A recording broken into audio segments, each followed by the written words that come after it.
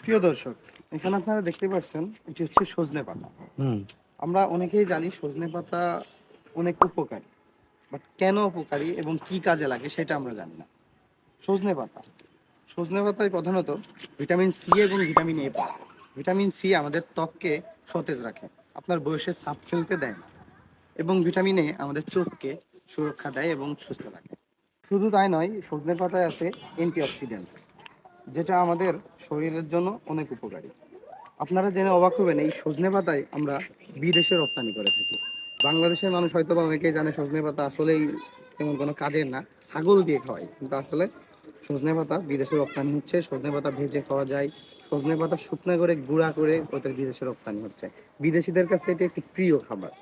আপনাদের জেনে রাখা ভালো, এই সজনে পাতা বিদেশে বাণিজ্যিকভাবে রপ্তানি করা হচ্ছে। শুধু তাই না, বাংলাদেশে অনেক জেলায় এটি বাণিজ্যিকভাবে চাষ করা হচ্ছে।